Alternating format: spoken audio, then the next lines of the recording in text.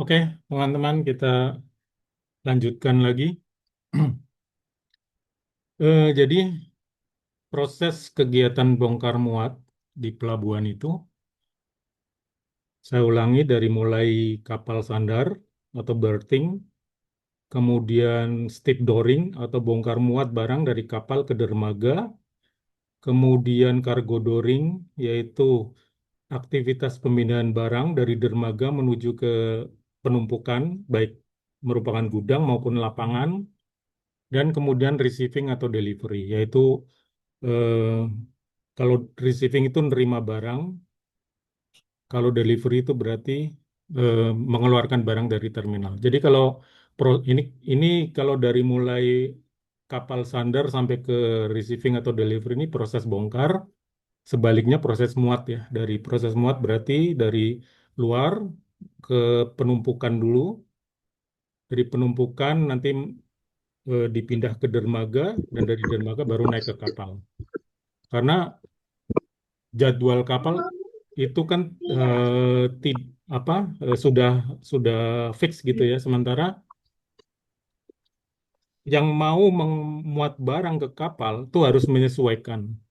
Sehingga hampir tidak mungkin kalau kapal misalnya merapat jam 3 sore, ini baru buru-buru ngantar barangnya jam 2 sore gitu. Itu nggak bisa seperti itu.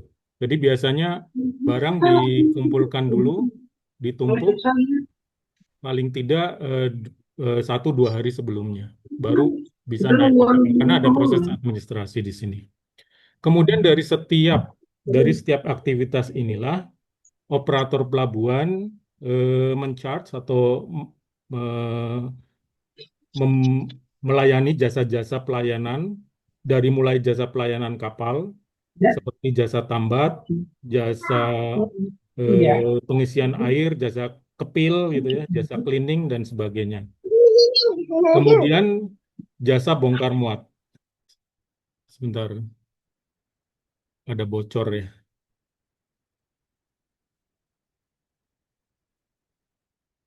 Oke. Kemudian jasa bongkar muat, yaitu stevedoring, aktivitas bongkar muat dari kapal ke dermaga.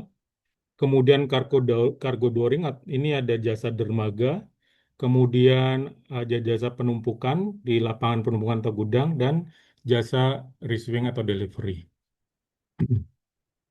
Itu proses apa kegiatan bongkar muat secara secara sederhana ya, secara sederhana. Karena kalau kayak peti kemas tuh nanti eh, kegiatannya lebih banyak lagi kalau peti kemas. Ada stripping, ada stuffing, ada macam-macam ya, ada lift on, lift off gitu. Kita nggak akan bahas secara detail karena yang penting teman-teman di sini memahami logiknya, memahami logik atau flow-nya, flow dalam melakukan analisa. Jadi detail-detail itu kita nanti banyak kita lewati. Yang penting teman-teman paham aja flow-nya kayak gimana. Karena kenapa harus paham flow? Supaya template ini juga teman-teman bisa aplikasikan ke bisnis-bisnis yang lain. Jadi ini kebetulan karena saya banyak melakukan analisa kelayakan untuk pelabuhan, ini lebih mudah bagi saya untuk disampaikan gitu. Nggak, artinya nggak banyak ngarangnya, nggak banyak ngarangnya. Karena ini merupakan penyederhanaan dari apa yang selama ini saya lakukan. Dan untuk tiap-tiap pelabuhan pun beda-beda ya. Untuk tiap-tiap pelabuhan beda-beda. Beda struktur biayanya juga bisa beda. Eh, Pola bongkar muatnya juga bisa beda. Jasa-jasa yang diterapkan juga bisa beda. Tapi untuk saat ini kita ambil yang paling sederhana aja. Yang penting teman-teman paham aja, paham flow-nya aja, paham logiknya. Oke, dalam template ini kita akan mulai dari yang namanya general assumption. General assumption ini yang paling penting adalah yang beberapa hal yang penting ya, bukan yang paling penting. Semuanya penting, tapi beberapa hal yang penting mungkin mengenai debt to equity ratio, berapa porsi utang, berapa porsi ekuitas.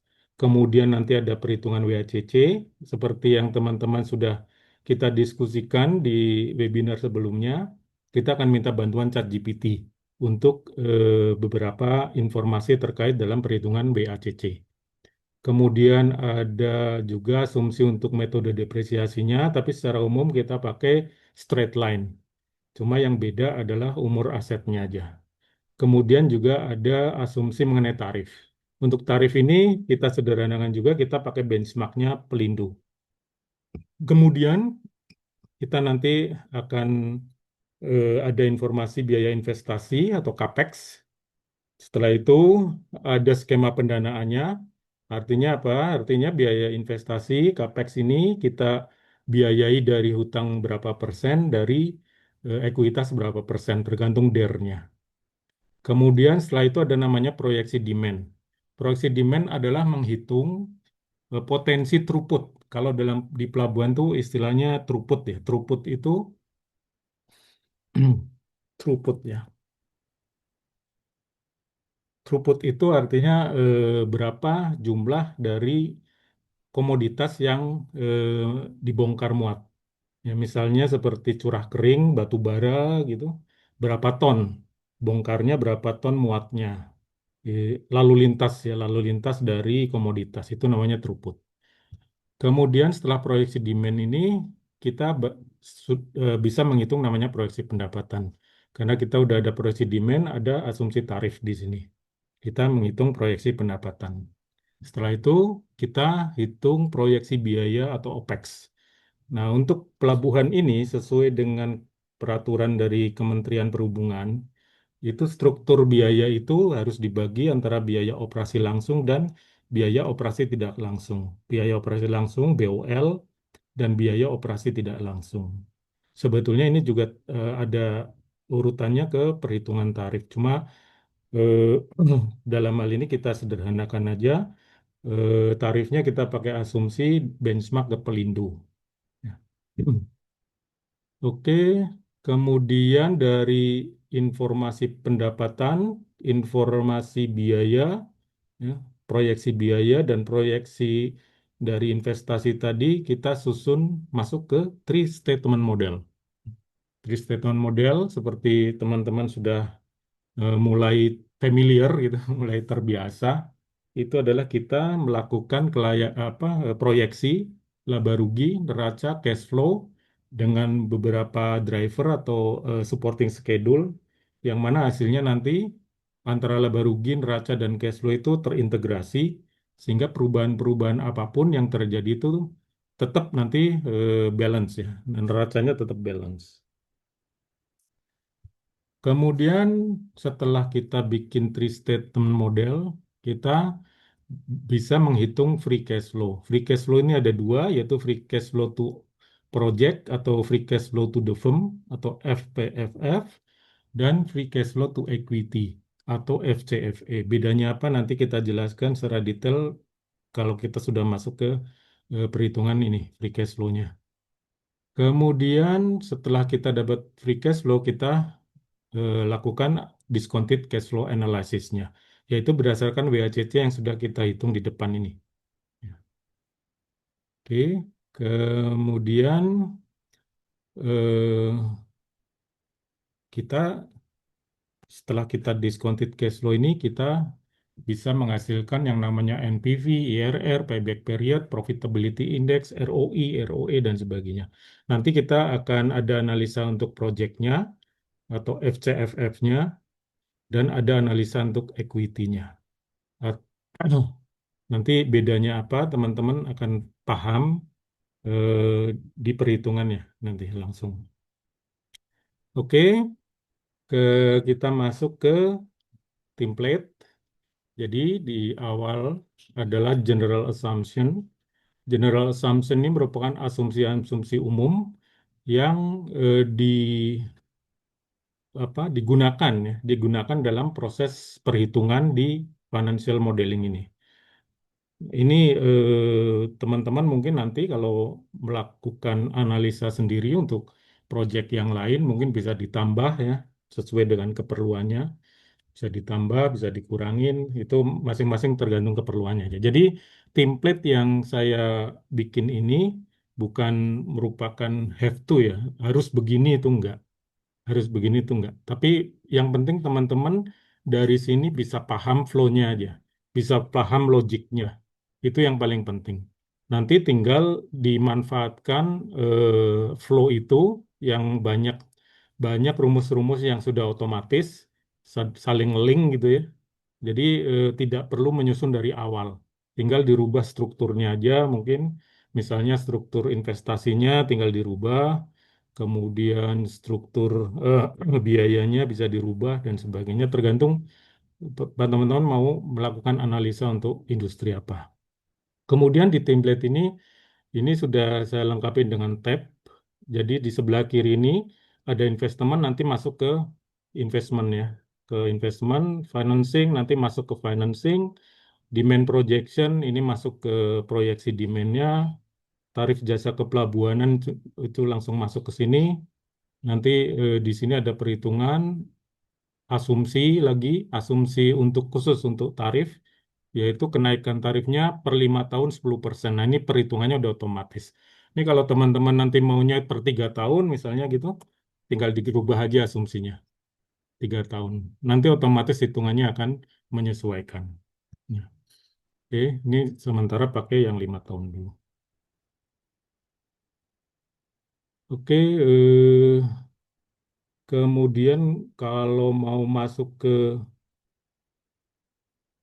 personel, juga ada perhitungan biayanya. Nah, ini juga bisa dirubah apa jabatannya apa-apa itu. Kalau ini kita menyesuaikan dengan jabatan di kepelabuhanan. Kemudian biaya energi, biaya sewa. Nah, khusus untuk biaya sewa, eh, mungkin teman-teman yang sudah buka filenya itu ada template di belakang itu bagian belakang template tambahan yaitu dua ya, financing dua, projection dua, DCF dua dan sebagainya. Itu sebetulnya terkait dengan ini em, apa PSAK tiga. Jadi di template awal ini, di template em, yang ini saya bantu hitungkan untuk PSAK tiga. Jadi sewa itu dianggap sebagai aset aset hak guna gitu ya, right of use sesuai dengan PSA 73 atau PSA 116 yang baru gitu ya. Fungsinya apa? Nanti teman-teman akan bisa ambil manfaatnya di belakangnya. Nanti di belakang saya jelaskan. Jadi nanti akan kelihatan bedanya kalau sewa itu dibukukan atau dihitung sesuai dengan sesuai dengan PSAK 73 dan sewa yang hanya dihitung sebagai biaya. Itu bedanya apa? Bedanya di mana dan kita bisa mengambil manfaat dari apa? Itu nanti saya jelaskan. Kemudian OPEX SG&A sampai ke three statement method, three statement model dari mulai income statement, balance sheet, cash flow, dan supporting schedule. Ya. Ini udah otomatis semua hitungannya. Hitungannya udah otomatis semua dan bagaimana menghitung ini kita sudah bahas berkali-kali ya dari mulai bagaimana menyusun three statement model basic gitu yang dasar, kemudian yang financial modeling yang one page financial modeling kita juga udah belajar three statement dan juga di budgeting itu juga kita udah belajar. Mudah-mudahan teman-teman sudah semakin familiar dengan three statement method. Kemudian ini ada OPEX concession. Jadi seperti saya bilang tadi, semua pelabuhan di Indonesia itu meskipun kita punya tanah, kita punya modal untuk membangun pelabuhan, kita harus tetap mengajukan konsesi ke pemerintah. Dan nanti kalau konsesi disetujui, itu ada namanya PNBP, penerimaan negara bukan pajak atau biaya konsesi. Saat ini Kemenhub itu cenderung menetapkan 5% untuk konsesi, 5% dari pendapatan, dari proyeksi pendapatan. Jadi ini merupakan biaya langsung ya, merupakan biaya operasi langsung. Oke. Kemudian nanti ada masuk ke DCF analisisnya. di mana kita menghitung FCFF dan FCFE-nya, kita menghitung financial ratio, sensitivitas, dan nanti mungkin ada tambahan yang teman-teman di R1, di template R1 itu belum sempat saya bikin. Di template R2 ini sudah saya bikin, yaitu tornado chart, di mana kita akan bisa melihat sensitivitas NPV ini, yang paling besar pengaruhnya, yang paling mempengaruhi NPV itu apa. Ya, kemudian di IRR yang paling mempengaruhi IRR apa, dan di payback period yang mempengaruhi payback period apa. Oke, itu highlight dari template-nya. Kemudian kita masuk lagi ke general assumption. Di general assumption ini, yang kayak period itu kan 50 tahun. Saya bikin 50 tahun ya. Kemudian makroekonomik kayak inflation ini sumber datanya ada di dari BI juga bisa, dari ChatGPT juga bisa. Kemudian USD rate itu juga dari BI bisa, dari kita tanya ChatGPT juga bisa gitu ya. Kemudian corporate income tax 22%, value added tax atau PPN 12%, PNBP asumsinya 5%, working capital itu ada receivable days, payable days 30 hari. Kemudian, nah ini yang penting, debt to equity ratio. Debt to equity ratio 60-40. Misalnya, ini contoh ya, bisa dirubah. Bisa dirubah 70-30, tapi maksimal 70-30. Maksimal debt itu 70% dari total aset ya, maksimal. Karena kalau udah melewati 70% itu leverage-nya terlalu tinggi. Dan rata-rata tuh dalam financial modeling tuh kita pakai maksimalnya 70%. Jadi bisa 70% di sini, bisa 60%, bisa 50%, bisa 40%, terserah ya. Tapi jangan melebihi 70%. Kemudian setelah kita tetapkan dari ini, debt to total asset ya sebenarnya, debt to total asset atau equity to total asset, atau kita paling gampang nyebutnya DER gitu. Sebetulnya DER itu dibagi ya 60 bagi 40, tapi lebih gampang tuh kalau kita melihat porsinya aja, porsi debt berapa, porsi equity berapa. Nah, setelah kita tetapkan DER itu, kita bisa menghitung BACC. Kita sudah bisa langsung menghitung BACC. Oke. Nah, teman-teman, waktu kita bahas di diskusi kita sebelumnya, kita minta bantuan ChatGPT ya untuk mencari informasi RF, beta, dan equity risk premiumnya, RMNRF, kemudian juga loan interest rate. Ini kita juga minta bantuan ChatGPT. Kalau WACC-nya sendiri, debt portion kita udah pasti tahu tadi, equity juga udah kita tetapkan tadi 40%. Ini saya ulangin sedikit karena mungkin ada teman-teman yang belum kemarin belum sempat ikut gitu ya. Jadi di ChatGPT kita bisa langsung tanya dengan prompt untuk RF ya, RF itu risk free rate. Ya gitu kita biasanya pakai government bond yield. Tolong jawab to the point, berapa rata-rata yield obligasi pemerintah RI tenor 10 tahun yang akan kita pakai dalam perhitungan WCC per November 2025 dan berikan referensinya. Kemudian dia akan kasih jawaban kira-kira seperti ini. Ya. Rata-rata obligasi tenor RI tenor 10 tahun yang bisa kamu pakai sebagai risk free rate per November 2025 adalah 6,16 sampai 6,27. Nah, ini kita pakai yang tertinggi aja yang 6,27. 6,27 kita masukin. Kemudian beta, sekilas saja, beta itu adalah sensitivitas dari eh, nilai return saham dari industri terkait terhadap nilai return market gitu ya. Jadi kalau return saham industri tersebut bergeraknya sama dengan dengan IHSG katakanlah, misalnya IHSG naik 10%, saham tersebut industri terkait juga naik 10%, maka betanya 1.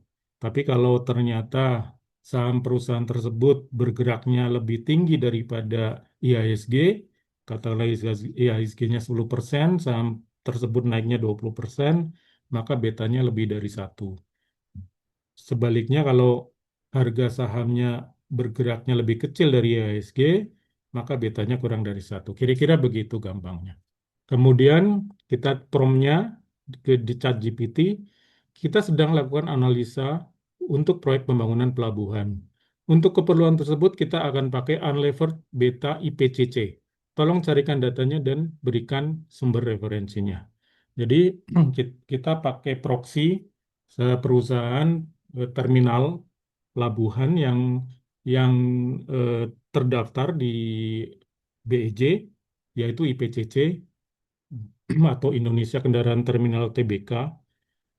Dia kasih jawaban unlevered asset IPCC adalah 0,33 dibulatkan. Ah, Kenapa pakai unlevered? Karena kita mau melepaskan beta ini dari struktur DER-nya si IPCC. Jadi kita lepaskan dulu dari struktur IPCC DER-nya IPCC. Kemudian waktu kita mau pakai dalam perhitungan WACC kita, ini harus dileverkan lagi. Dileverkan adalah disesuaikan dengan struktur DER dari perusahaan yang sedang kita analisa ini, gitu ya. Nah, rumusnya seperti ini. Ya. Unlevered beta IPCC adalah 0,33, tax 22%, debt-nya kita adalah 60%, equity-nya 40%. Sehingga dengan rumus ini, ya, beta dari unlevered IPCC dikali 1 plus 1 minus T kali debt to equity-nya kita. Itu ketemunya 0,72. Nah, 0,72 inilah yang kita pakai di sini, di beta ini. Ya, kita pakai di beta. Jadi saya ulangin, beta untuk beta perhitungan beta ini kita pakai proksinya IPCC atau PT Indonesia Kendaraan Terminal TBK. Kita tanya ke ChatGPT unlevered asset beta untuk IPCC itu adalah 0,33. Karena ini unlevered artinya apa? Kita bebaskan betanya ini dari struktur modalnya si IPCC. Kemudian untuk kita gunakan dalam perhitungan WACC kita sekarang, kita sesuaikan dengan struktur modal kita. Nah, jadi kita pakai rumus ini dan ketemu 0,72. Ini 0,72 ini yang kita pakai. Oke. Kemudian untuk equity risk premium ini kita promnya adalah tolong carikan data equity risk premium RM in RF untuk Indonesia berdasarkan perhitungan Profesor Damodaran tahun 2025. Nah, dia akan jawab, oke, perhitungan Profesor Damodaran untuk 2025 adalah 6,87. Oke, itu yang kita pakai, 6,87. Ya, 6,87. Kemudian informasi berikutnya adalah loan interest rate atau borrowing rate atau lending rate. Nah, lending rate, ini kita SBDK-nya atau suku bunga dasar kreditnya yang dari OJK atau BI ini kita bisa dapat dari internet, ya, SBDK ini. Kemudian kita minta hitung ke ChatGPT untuk dihitungkan estimasi suku bunga efektif atau lending rate-nya. Jadi promptnya berdasarkan data rata-rata SBDK korporasi itu 8,34. Ya. Tolong kamu hitung estimasi suku bunga efektif atau lending rate-nya. Yang di Pro. Jadi saya kalau sama ChatGPT udah brabro aja. Oke. Nanti dia akan hitung nih. Dia akan hitung dengan ada hitungan risk premium, provisi dan sebagainya sehingga hasilnya sekitar lending rate-nya 10,09. Nah, 10,09 ini kita masukin ke sini. 10,09. 10,69 ya. 10,69. Ya, 10,69. Ini yang masuk ke eh, sebagai lending rate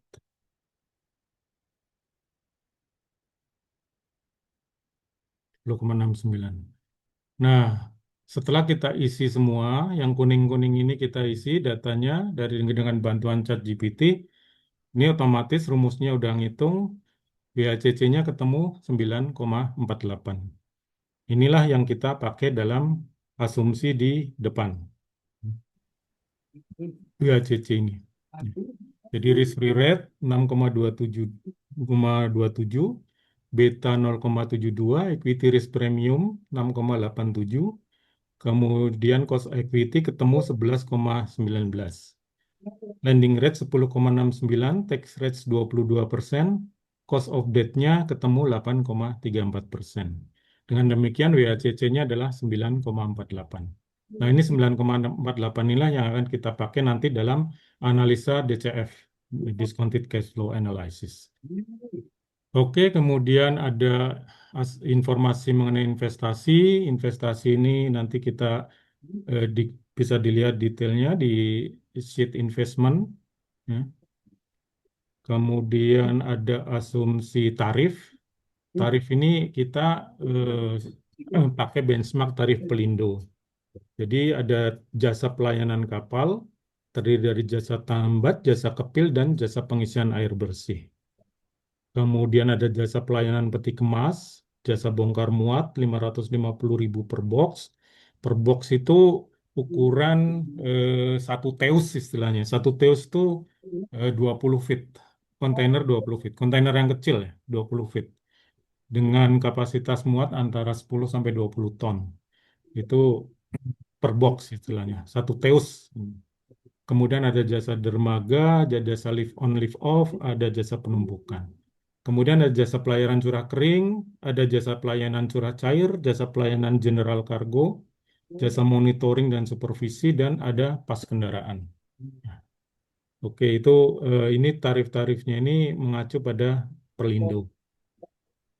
Oke, itu asumsi yang penting-penting aja yang nanti kita gunakan dalam perhitungan di eh, financial model ini. Kemudian investasi, investasi itu totalnya 118 miliar, 118 miliar 677 juta, terdiri dari infrastruktur dan suprastruktur, ada fase 1, fase 2, fase 1 tuh year 0, fase 2 tuh year 5. Jadi tahun kelima baru fase 2. Infrastruktur dari lahan, dermaga, zona terminal kendaraan, zona terminal curah curah ya, zona terminal peti kemas, kemudian ada perkerasan dalam terminal, zona perkantoran, SBNP.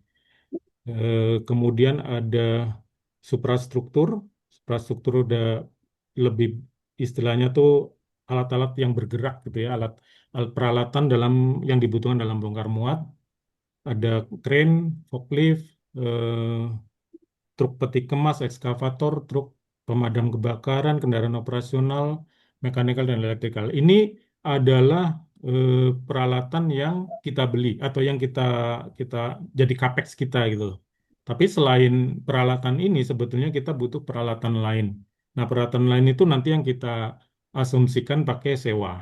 Ya, pakai sewa. Nanti perhitungannya yang kita dalami di PSAK 73-nya. Oke, kemudian kita udah ketemu nih investasi, nilai investasinya udah ketemu. Tahun pertama, tahun nol itu 118 miliar. Nah, 118 miliar ini kita udah bisa masuk ke perhitungan struktur financingnya. Ini saya sederhanakan juga, debt-nya 60%, equity-nya 40%. Sebetulnya dalam em, konteks analisa yang lebih detail tuh ada namanya istilah senior debt gitu ya, ada subordinate debt, ada IDC, interest during construction dan sebagainya. Tapi saya sengaja nggak masuk ke sana karena kalau masuk ke detail seperti itu takutnya nanti waktu kita kurang dan maksud saya supaya flow-nya ini dipahami itu jadi nggak kecapai. Jadi yang penting teman-teman tahu setelah dapat investment ini, nilai investment, kemudian kita masuk ke financing awal. Financing yang year 0, yaitu tahun investasi awal. Debt-nya udah ketahuan 60%, equity-nya 40%, ini otomatis. Ini otomatis ngitung, annuitasnya juga otomatis akan ngitung. Ya. Annuitasnya otomatis akan ngitung.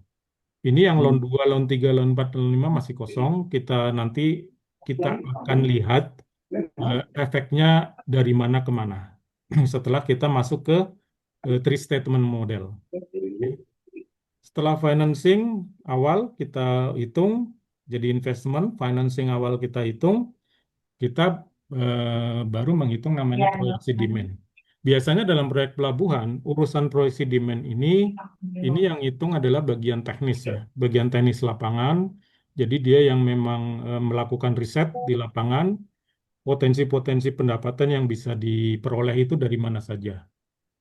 Nah, contohnya seperti ini. Contohnya, proyeksi throughputnya ada kendaraan bongkar, kendaraan muat, ada peti kemas, ada curah kering, curah cair, general cargo, dan seterusnya. Ini per tahunnya sampai 50 tahun seperti ini. Kemudian dari throughput ini, kita akan bisa menghitung proyeksi kunjungan kapalnya, yaitu berdasarkan ini, payloadnya. Ya, berdasarkan pilot. Jadi ini sebetulnya total pilot untuk 1 tahun berarti dibagi dengan pilot rata-rata per kapalnya. Misalnya untuk kendaraan itu kapal ro-ro berarti kendaraan apa proyeksi throughput ini dibagi dengan 40. Kemudian kapal curah kering ini 32.051 ton gitu ya. Itu dibagi dengan 1.000 curah kering 2.000. Jadi ship call-nya atau kunjungan kapalnya 16. Jadi ada istilah kalau di di apa operasional pelabuhan itu yang umum umum dipakai itu ship call gitu ya, ship call atau kunjungan kapal. Sama saja sih. Tapi lebih lebih sederhana pakai ship call. Oke, kemudian DWT-nya, deadweight tonnasenya, yaitu total berat kapalnya bisa dihitung i- berdasarkan kunjungan kapal dikali dengan kapasitas DWT masing-masing kapal ini. Fungsinya apa? Itu nanti untuk menghitung pendapatan. Kalau pendapatan tambat itu dihitung dari DWT. Ya. Pendapatan tambat dihitung dari DWT, pendapatan kepil, kepil itu kayak muring ya, muring servis gitu. Jadi menalikan menalikan kapal ke dermaga itu namanya kepil. Itu juga dihitungnya dari kunjungan, perkunjungan. Jadi masing-masing ini ada maksudnya dihitung supaya nanti kita bisa menghitung pendapatannya. Kemudian ada proyeksi pas kendaraan, yaitu kendaraan yang ikut menyeberang gitu, itu kita hitung proyeksinya kira-kira seperti ini. Jadi ini ada grafiknya, proyeksi kendaraan, proyeksi peti kemas, curah kering, curah air, dan general cargo.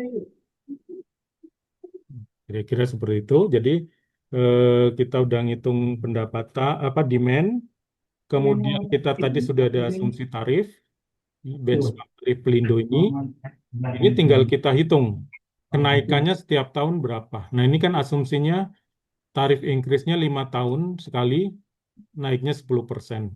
Nah ini kita hitung selama 50 tahun kenaikan setiap tahunnya atau tarif applied setiap tahunnya berapa itu kita hitung. Ya, jadi asumsinya tarifnya naik 10% setiap 5 tahun.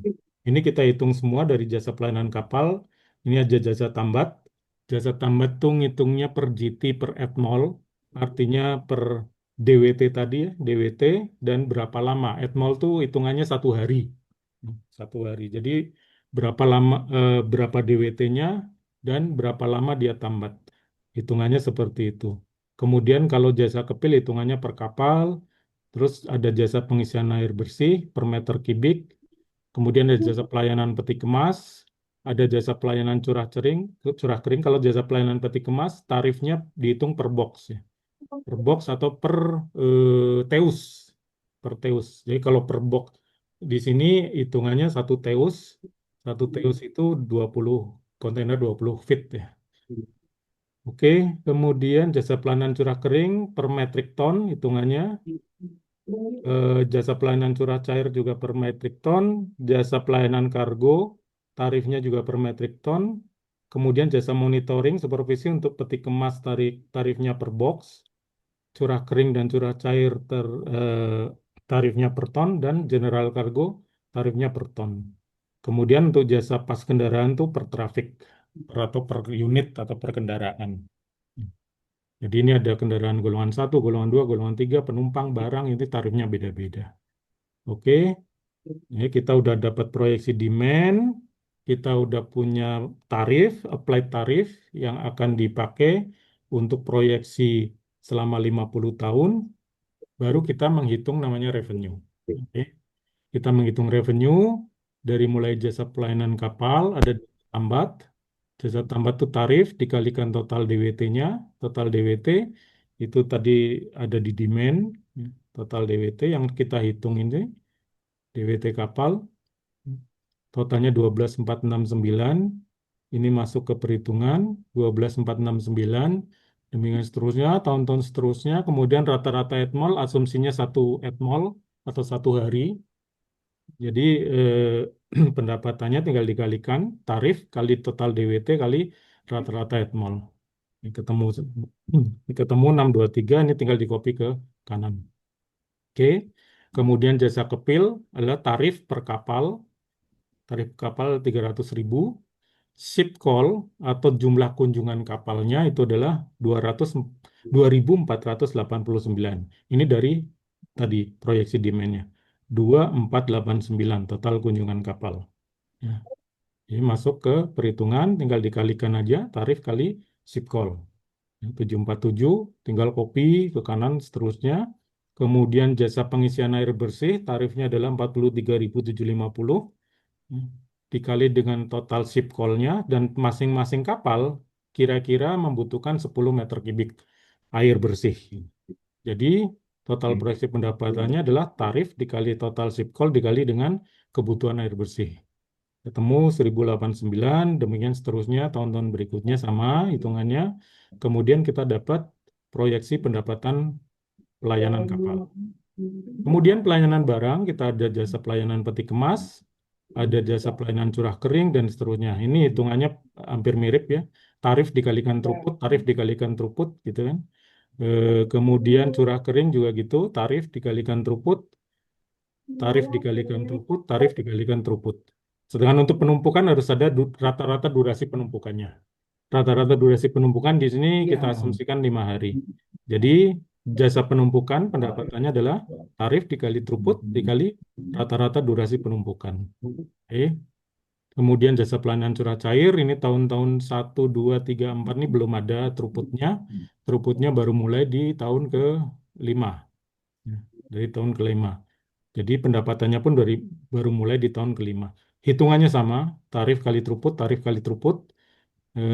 Kemudian jasa penumpukannya tarif kali throughput kali durasi. Nah, kemudian pelayanan general cargo juga sama, jasa bongkar muat, tarif kali throughput, jasa dermaganya tarif kali throughput, jasa penumpukannya tarif kali throughput kali durasi. Ya, sama. Kemudian monitoring atau supervisi itu tarif dikalikan throughputnya, curah kering juga tarif kali throughput, general cargo tarif kali throughput. Dapat pendapatan ini. Kemudian pendapatan pas masuk pelabuhan, hitungannya juga tarif kali throughput. Ya, tarif kali throughput, golongan 2 tarif kali throughput, semua sama ini, tarif kali throughput.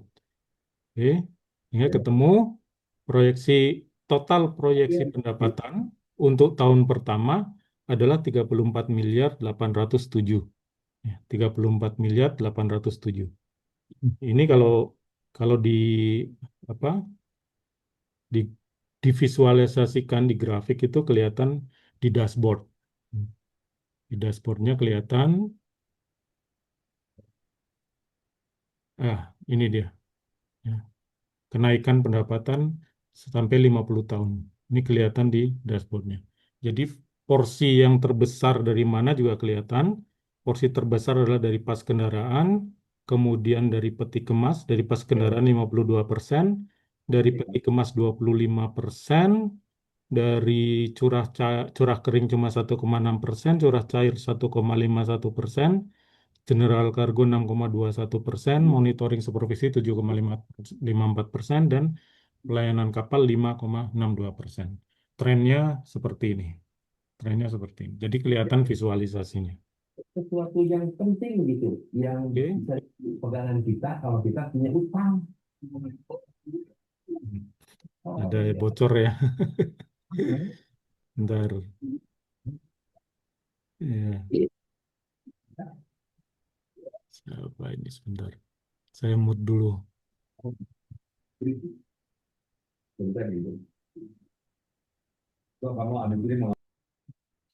Oke. Em, Oke ya, untuk perhitungan pendapatan seperti itu. Jadi yang penting kita sudah ada informasi eh, tarif, informasi tarifnya sudah ada ya, dengan benchmark tarif Pelindo dan kenaikan per tahun per 5 tahun itu 10%. Kita hitung tarifnya selama 50 tahun. Kemudian kita ada informasi demand, ya. Demand-nya kita udah ada informasi sehingga kita bisa bisa hitung revenue-nya, revenue projection. Oke, kemudian kita hitung asetnya. Aset berarti dasarnya adalah investasi. Dari awal, investasi awal itu untuk year 0 ini 118 miliar, kemudian di tahun kelima itu 121 miliar, dan di tahun-tahun berikutnya ada namanya replacement. Jadi replacement itu tergantung dari usia manfaat masing-masing aset. Misalnya untuk aset yang usia manfaatnya 10 tahun, maka secara teori setelah 10 tahun dia harus di-replace. Nah, karena ini juga kita hitungannya hitungan secara apa hitung-hitungan gitu ya modeling itu kita mengacu pada itu. Jadi kalau mau namanya katakanlah keren di sini keren ini usia manfaatnya 20 tahun. Maka setelah 20 tahun tuh harus ada replacement. Harus ada penggantian keren baru. Kira-kira seperti itu. Nah, timelinenya kita bikin per tahun sampai 50 tahun ya di sebelah kanan ini kita bikin sampai 50 tahun. Nah, kita tempatkan masing-masing tahap investasinya sesuai dengan tahunnya. Jadi fase pertama tahun 0 kita masukin di tahun 0, kemudian fase kedua tahun kelima kita masukin di tahun kelima. Nah, setelah itu baru kita hitung replacementnya setiap tahun. Nah, ini udah rumus semua. Ini udah rumus semua. Jadi kalau dia tergantung dari usia manfaat, nanti dia akan otomatis ngitung ya di yang kuning ini. Tapi konsepnya ya tadi, untuk aset yang nilai manfaatnya katakanlah 20 tahun, maka setelah 20 tahun dia harus di replace. Ya, artinya harus beli baru. Untuk aset yang nilai manfaatnya katakanlah 10 tahun, berarti setelah 10 tahun dia harus di replace. Ya. Nah, ini udah otomatis ya, sudah otomatis hitungannya udah otomatis semua. Jadi begitu nanti kita ngerubah-ngerubah di sini, misalnya di usia manfaat, maka hitungannya akan berubah sendiri. Oke. Kemudian untuk mempermudah kita menghitung penyusutan, untuk mempermudah itu kita hitung akumulasi perolehannya. Akumulasi perolehannya setiap tahunnya dari yang di atas ini, dari nilai perolehan ini. Jadi misalnya tahun 0 berarti kan akumulasinya sama ya, 118 miliar. Tahun kedua, ini kan nggak ada nih, kosong semua sampai tahun ke 4 kosong semua. Berarti nilainya masih sama, secara akumulasi 118 miliar semua. Kemudian baru tahun kelima ada tahap kedua, penambahan nilai asetnya. Penambahan nilai aset 121 miliar, maka tahun kelima ini ada penambahan. Sehingga akumulasinya menjadi 239 miliar. Demikian seterusnya, untuk tahun berikutnya ini otomatis akan menghitung akumulasinya. Nah, ini tahun ke-10 baru ada penambahan dari replacement sebesar 6,7. Nah, ini akan menambah nilai akumulasi. Begitu seterusnya sampai tahun ke-50. Ini hitungannya udah otomatis ya. Hitungannya udah otomatis. Kemudian suprastruktur juga sama, hitungannya udah otomatis, akumulasinya udah otomatis. Kemudian depresiasi, ini kita bisa hitung lebih mudah dengan adanya ini. Jadi hitungan depresiasi ini juga sudah rumus, sudah rumus. Eh, ini saya juga nggak ngapalin rumusnya, teman-teman. Saya juga nggak ngapalin. Saya tanya ChatGPT. Saya tanya ChatGPT.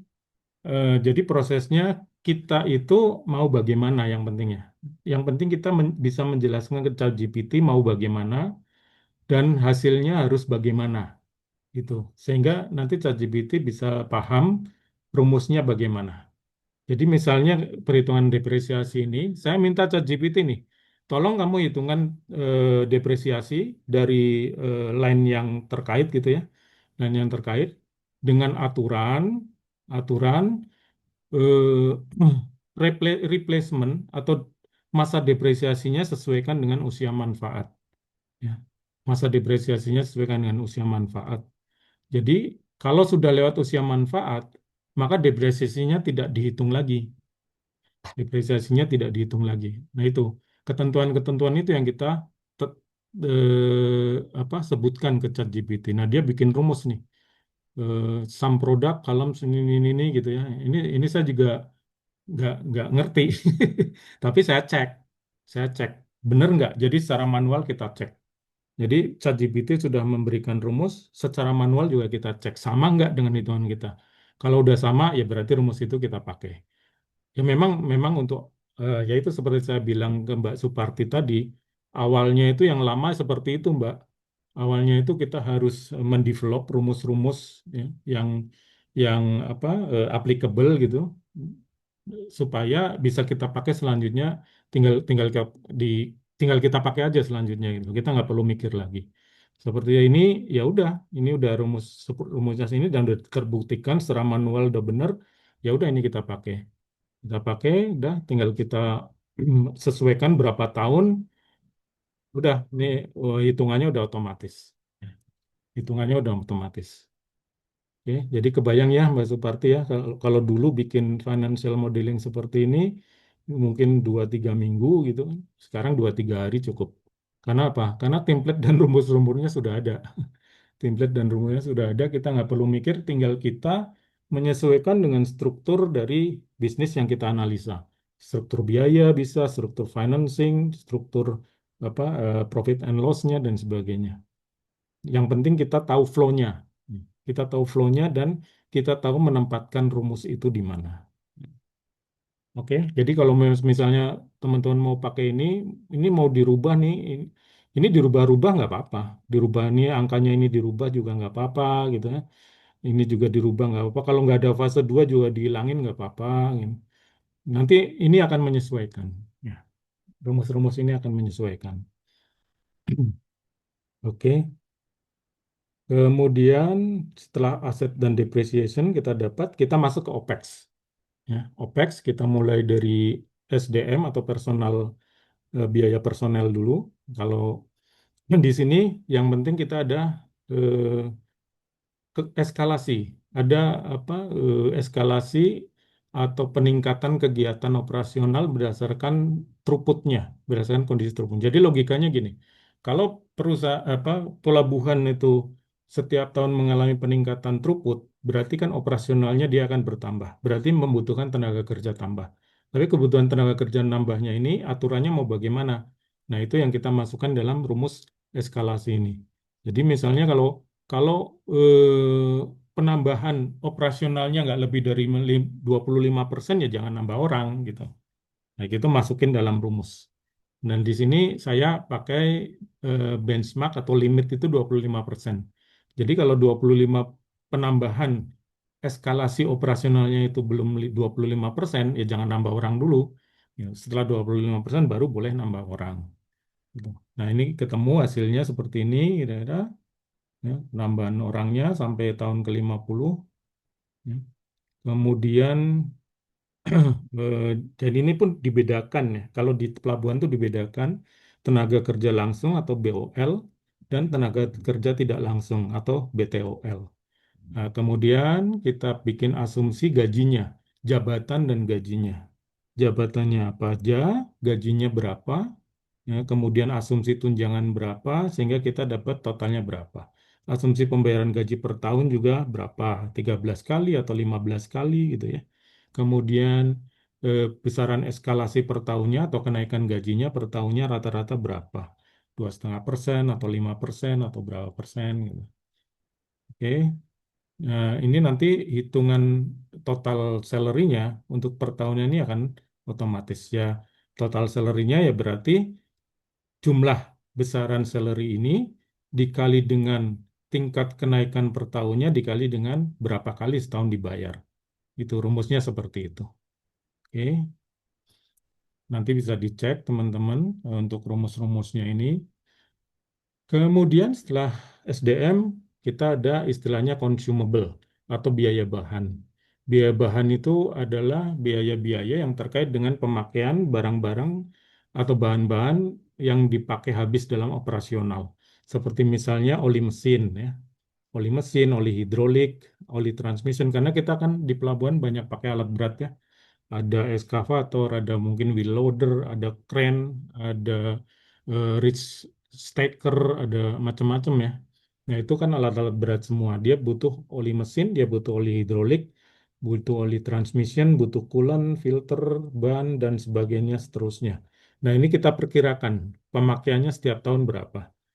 Nah, ini ya tadi kembali, ini masa ngitung sendiri Pak? Ini enggak, saya enggak ngitung sendiri, saya nanya ChatGPT juga. Saya nanya ChatGPT. Jadi untuk operasional di pelabuhan itu dengan equipment ini gitu kan, berapa pemakaian bahan untuk setiap tahunnya. Nanti dia akan kasih kita. Nah, tinggal kita review masuk akal nggak gitu. Masuk akal nggak? Kalau masuk akal ya udah kita pakai.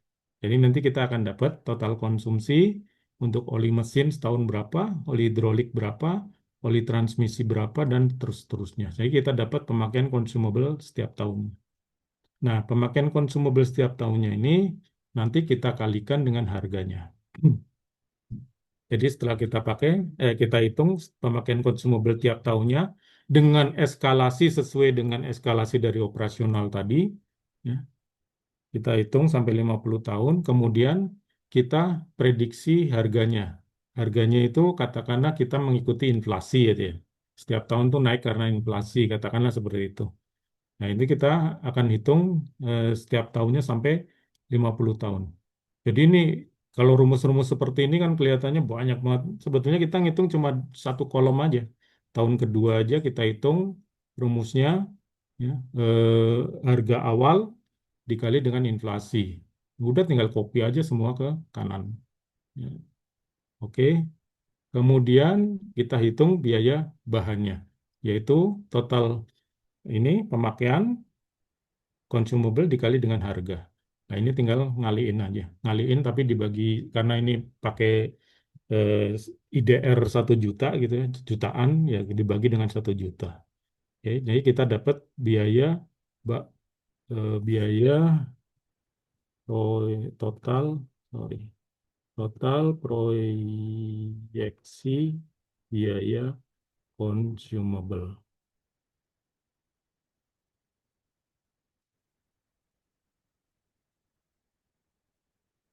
Oke,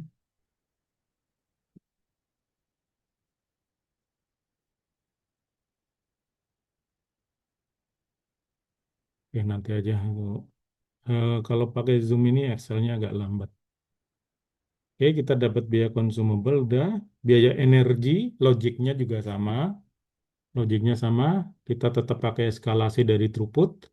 Kemudian kita hitung pemakaian solar, ada pemakaian solar dan pemakaian listrik ya. Untuk energi, ada pemakaian solar dan pemakaian listrik.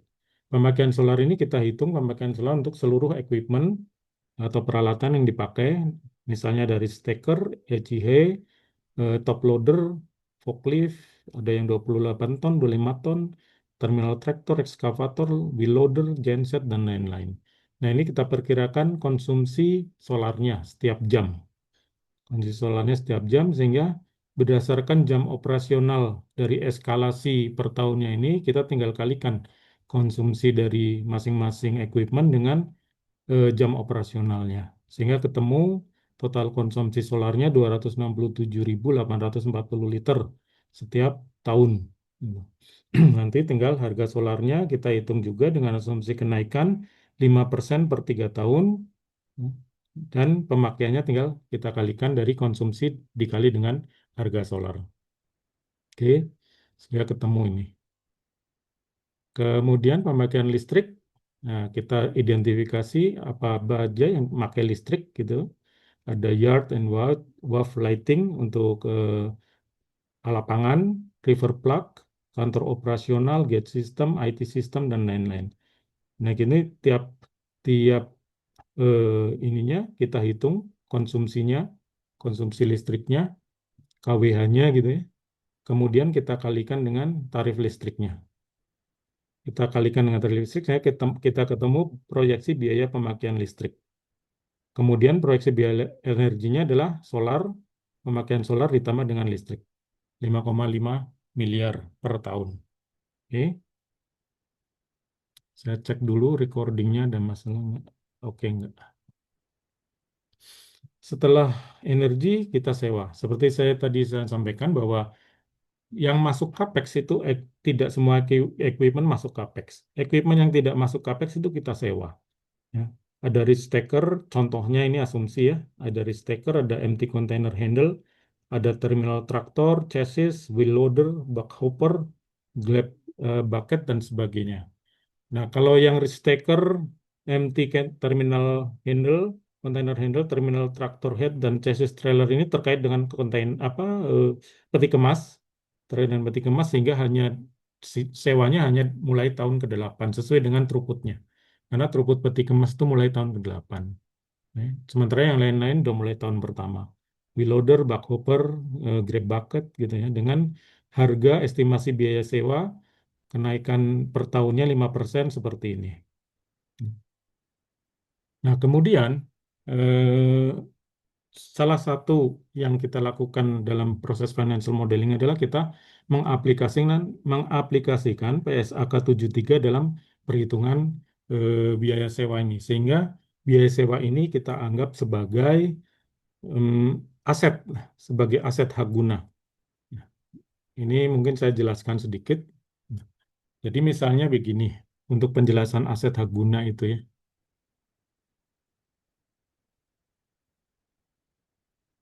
Oke. Jadi misalnya contoh nilai sewa per tahun pertama 4.500 atau 4.500.000 ya. Kita ngomong 4.500 saja dah. Jangka waktu sewanya 10 tahun, kenaikan sewanya 5% per tahun dan interest rate tadi kita udah sepakat 10,69.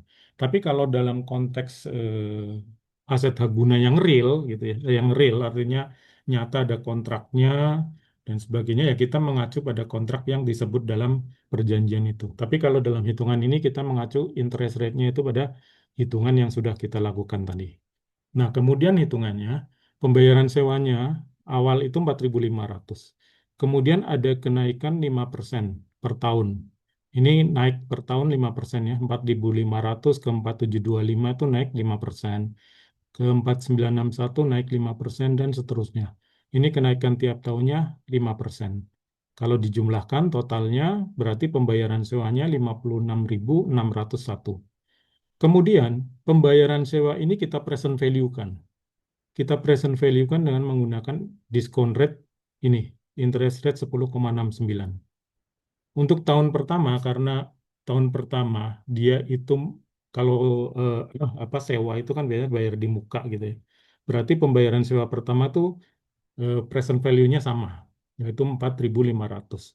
Atau diskon faktornya dipangkatkan 0 gitu ya, 4.500. Kemudian tahun kedua itu baru didiskon rate-kan, di present value-kan dengan 10,69.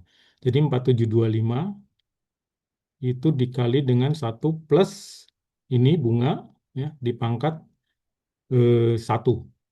Pangkat 1. Di sini ada rumus F5 min 1, F5 min 1 karena ini 2 di sini ya. Jadi di minus 1. Ya ini hitungan aja. Tapi yang penting logikanya ya Bapak Ibu ya, bahwa tahun pertama ini karena pembayaran sewa cash itu sama, maksudnya 4.500 juga, maka tidak di present value kan. Pembayaran kedua yang terjadi setahun kemudian baru di present value kan untuk 1 tahun. Pembayaran ketiga ya, itu di present value kan jadi 4049. Demikian seterusnya. Jadi setiap tahun ini di present value kan, sehingga tahun 10 yang pembayarannya 6.981 ini di present value kan jadi tinggal 2,799. Kemudian present value ini dijumlahkan. Dijumlahkan ketemunya 35.897. 35.897 inilah menjadi saldo awal liabilitas sewa. Ya, saldo awal liabilitas sewa dan saldo awal aset hak guna. Jadi saldo awal dari liabilitas sewa sama dengan saldo awal aset hak guna. Demikian tahun pertama bunganya kan nol. Bunganya nol, pokoknya 4.500 yaitu sesuai dengan yang kita bayarkan sehingga saldo akhirnya 31.397. Nah, saldo akhir ini menjadi saldo awal di tahun kedua. 31.397 menjadi saldo awal. Kita hitung bunganya yaitu 10,69 dikalikan 31.397 ketemu 3.356. Pokoknya berarti 4.725 dikurangi dengan 3.356 menjadi 1.369. Ya. Karena yang kita bayarkan 4.725. Nah, 4.725 itu isinya bunga dan pokok. Bunganya kita hitung dari ini, saldo awal ini dikali dengan bunga. 3.356. Berarti pokoknya adalah selisihnya. Selisih antara pembayaran ini dikurangi dengan bunga. Sebenarnya hampir sama dengan anuitas ya. Hampir sama dengan anuitas. Semua ini bedanya kita hitung secara apa satu persatu urutannya gitu ya. Tapi sebetulnya ini begitu kita ngitung tahun kedua ini udah rumus semua, tinggal kita copy paste ke bawah nggak masalah. Tapi em, yang penting teman-teman paham logiknya ya. Yang teman paham logiknya. Kemudian tahun ketiga itu saldo akhir tahun kedua ini masuk menjadi saldo awal tahun ketiga, dihitung bunganya, pokoknya berarti adalah pembayaran sewa ini dikurangi dengan bunga. Ini 1.751. Ya. Saldo akhir adalah dikurangi dengan saldo awal, saldo akhir adalah saldo awal dikurangi dengan pokok. Ya, 30.028 dikurangi 1.751. Jadi 28.277 saldo akhirnya. Liabilitas sewa ini, saldo akhir ini kemudian dijadikan saldo awal tahun berikutnya. Dihitung bunganya 3,3023, kemudian pokoknya adalah 5.209 dikurangi dengan 3.023 menjadi 2.187. Saldo akhirnya 2.827 dikurangi 2.187. Demikian seterusnya sampai tahun terakhir sehingga saldo akhir di tahun ke-10 adalah nol. Ya, saldo akhir tahun ke-10 adalah nol. Kalau dihitung bunga totalnya adalah 27,04. Sementara di posisi aset hak guna itu saldo awalnya adalah sama dengan present value dari pembayaran sewa yang kemudian didepresiasi secara straight line selama 10 tahun. Didepresiasi secara straight line ketemu 3.590 depresiasinya per tahun sehingga totalnya adalah sama 35.897. Ya, depresiasi ini. Ya, depresiasi ini totalnya harus sama dengan saldo awal ini karena hasil akhir dari saldo akhir dari aset hak guna harus nol. Nah, kalau teman-teman lihat ini 35.897 ditambah bunga ini hasilnya adalah 56.601. Ini sama dengan pembayaran sewa ini 56.601. Kira-kira seperti itu. Jadi kalau diaplikasikan ke sini, ini tinggal rumusnya kita pindah aja ke sini ya. Rumusnya kita pindah.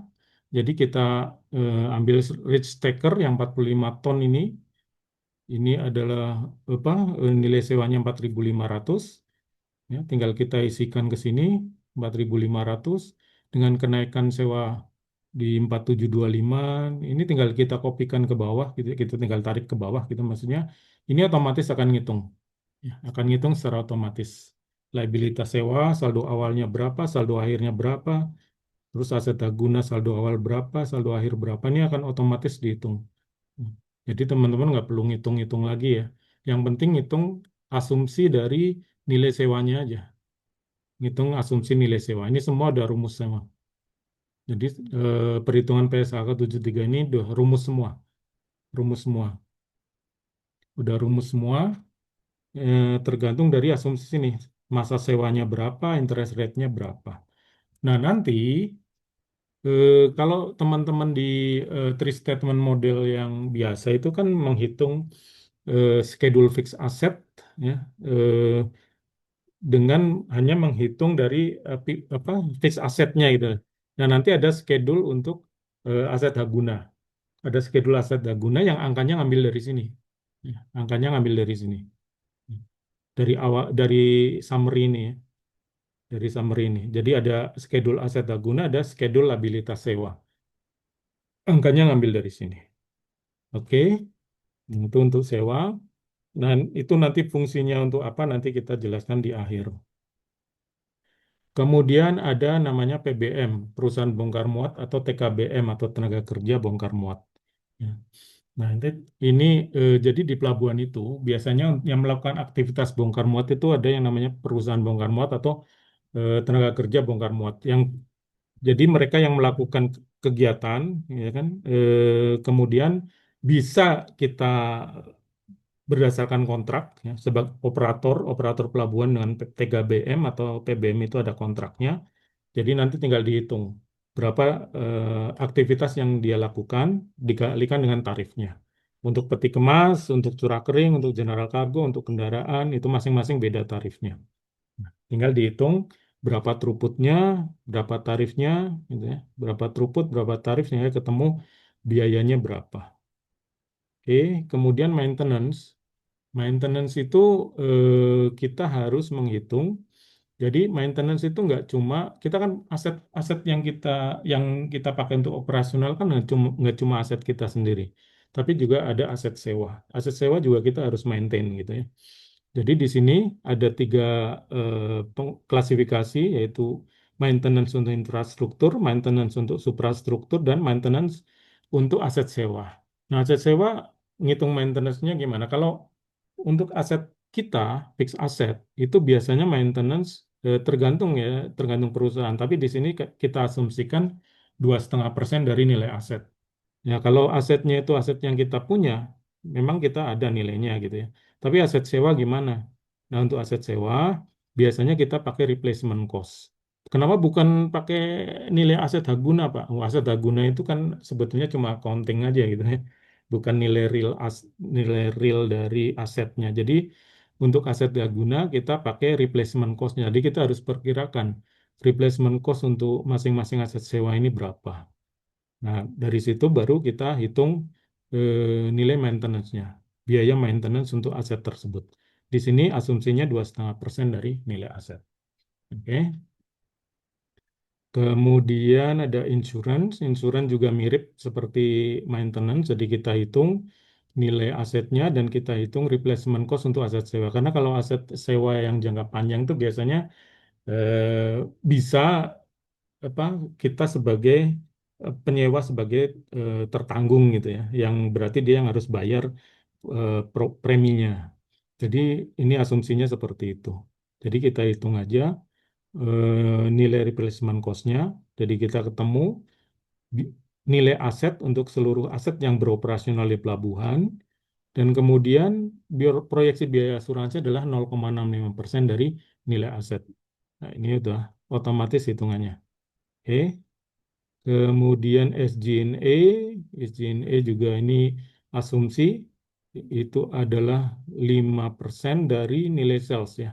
Asumsi SG&A terhadap pendapatan adalah 5%.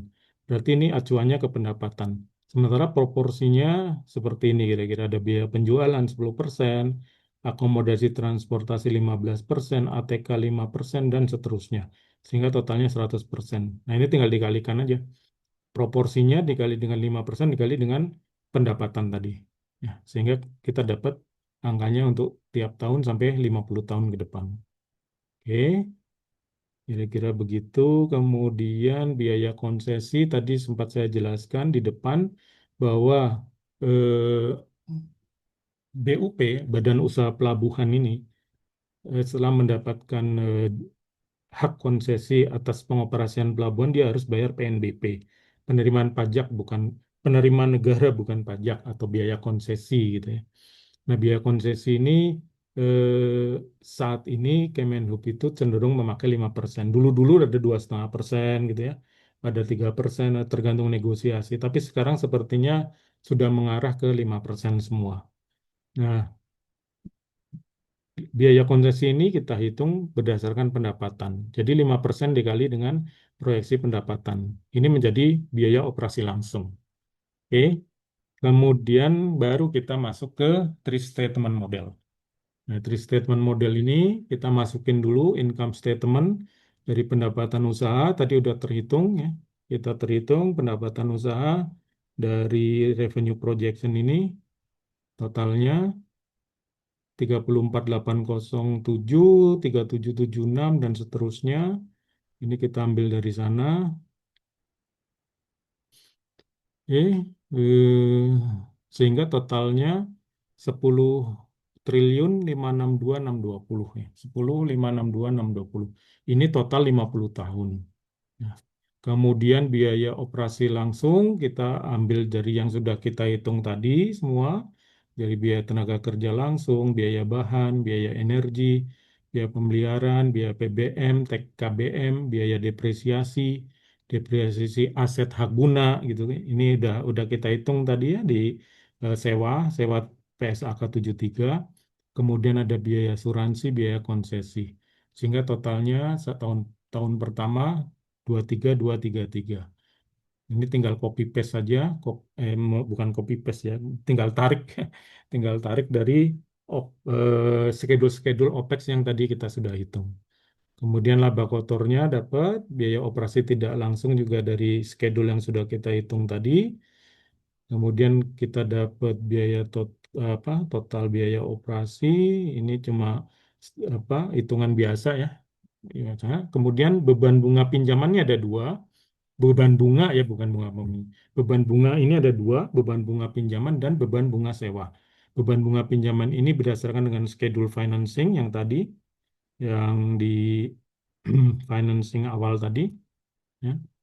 Di sini, ya ini ngambilnya dari yang paling bawah, ya interest ini 7612 tahun pertama ya, tahun pertama 7612 dari paling bawah karena ini merupakan penjumlahan dari enuitas-enuitas di atasnya. Oke. Kemudian ada biaya bunga sewa. Nah, ini dari tadi yang sewa tadi, biaya bunga tadi yang PSAK 73 ya. Yang PSAK 73, nah, ini kan ada stabilitas sewa, ada saldo awal, ada bunga. Ya, ini setiap equipment ada hitungannya, nah nanti tinggal dijumlah. Nah, jumlahnya inilah yang kita tarik ke tadi, proyeksi laba rugi tadi. Ya, kita tarik ke sini, mana ini biaya sewa ya, total beban beban bunga sewa gitu. Kita tarik terus sampai ke tahun 50. Oke. Kemudian kita dapat laba rugi sudah pajaknya 22% ya, standar. Kita dapat laba rugi sudah pajak. Kemudian kita masuk ke flow dari three statement model untuk balance sheet. Ya, ini piutang kita eh, pakai driver untuk balance sheet. Piutang adalah persen dari revenue. Tadi di asumsikan 30 hari ya. 30 hari berarti 1/12. 1/12 kali revenue katakanlah begitu. Ke 8 berarti 8,3%. Persediaan juga 8,3% dari selected ball. Kemudian aset lancar 4,2% dari revenue, hutang dagang 8,3% dari BOL dan BOTL, liabilitas lancar 8,3% dari BOL dan BOTL. Nah, ini kan kita tinggal setiap tahunnya tinggal kita masukin angkanya, drivernya, dan kemudian kita kalikan sesuai dengan tadi apakah kali revenue, apakah kali BOTL, BOL, dan sebagainya. Sehingga kita ketemu angka piutang, persediaan, aset lancar, lain-lain. Ya, kita ketemu ini semua udah rumus atau flow dari three statement model tadi. Ini tinggal kita copy ke sana, kemudian schedule aset tetap kita ngambil dari tadi schedule aset dan depreciation. Ya. Kita ngambil dari schedule aset dan depreciation. Jadi mulai dari saldo awalnya tahun 0 to 0, tahun penambahannya itu adalah 118 miliar ini adalah fase pertama, kemudian 121 ini fase kedua dan seterusnya. Aset Aguna juga ngambil dari schedule tadi PSAK 73 sewa. Jadi ada saldo awal, ada penambahan, depresiasi, dan sebagainya sesuai dengan PSAK 73 tadi, sewa. Kemudian ada schedule utang jangka panjang, kita ambil dari financing, ya, kita ambil dari financing, biaya bunganya juga kita ambil dari financing. Kemudian ini udah rumus semua ya, Bapak Ibu ya. Ini udah rumus semua. Liabilitas sewa itu kita ambil dari PSAK 73. Jadi common stock itu kita ambil dari financing. Ada penahan modal nih, Bapak Ibu bisa lihat di sini bahwa financing ini ada debt, ada equity. Ya. Ini yang masuk ke schedule utang jangka panjang, debt-nya. Equity ini yang masuk ke schedule ekuitas atau schedule common stock kita tadi. Oke, kemudian eh, setelah schedule-schedule ini kita lengkapin, ya, schedule-schedule ini kita lengkapin, kita seperti biasa kita masukin ke balance sheet. Kita masukin ke balance sheet dan seterusnya. Yang penting di sini hasil akhirnya harus nol. Ya, apa maksudnya aset dikurangin liabilities harus nol dan balance sheet check-nya oke. Gitu. Kalau selama balance sheet-nya oke, berarti modelnya sudah benar. Cuma masalahnya ini di sini cash ini saldonya negatif ya. Cashnya saldo negatif. Nah ini yang harus kita berarti harus ada dana masuk, kita butuh dana baru. Nah ini sengaja sudah saya tambahkan di sini lain untuk kebutuhan dana. Jadi di arus cash flow ini akan kelihatan nih. Di cash flow ini akan kelihatan ini saldo kas akhirnya negatif. Sama ya dengan di balance sheet kan negatif ini. Nah, ini harus kita, nggak mungkin kan saldo kas negatif, berarti kita butuh pendanaan. Nah, contohnya di sini misalnya pendanaannya 4.500 katakan gitu ya. 4.500 kita butuh 4.500.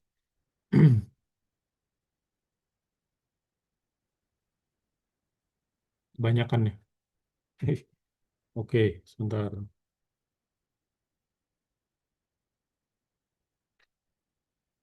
4.000, 45.000 tadi. Oke, 4.500 kita butuh pendanaan 4.500 atau 4,5 miliar. Sehingga saldo kasnya menjadi positif ya. 500 juta aja cukup lah. Tapi tergantung ya, kalau dalam konteks nyatanya kan tergantung kebutuhan perusahaan. Apakah dia cukup dengan saldo kas 500 atau mau lebih. Tapi kalau dalam hitungan 500 cukup. Nah 500 ini kan udah positif nih. Kasnya juga udah positif.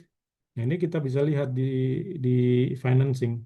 Ini akan otomatis masuk langsung ya. 4.500 yaitu debt-nya dia nambah hutang 2.700 dan nambah equity 1.800 sesuai dengan DER-nya ya 60/40. Nah, hutang yang 2.700 ini juga otomatis akan dihitung anuitasnya. Akan dihitung anuitasnya sehingga dia juga otomatis akan ngitung total interest di sini. Ya, total interest di sini juga akan berubah. Ya. Jadi teman-teman lihat ya, tadi cuma satu, ya kan, utangnya sekarang udah dua. Oke, kita lihat lagi. Em, Kita lihat lagi, masih negatif kayaknya kasnya. Oke, kasnya masih negatif. Tahun kedua, tahun ketiga 900 juta ya. Nah, itu boleh kita tambahkan 950 deh. 950. Atau satu lah, satu miliar lah. Jangan pelit-pelit tamat gitu ya. 1 miliar. Oke, nah ini berarti udah positif, udah positif, udah positif.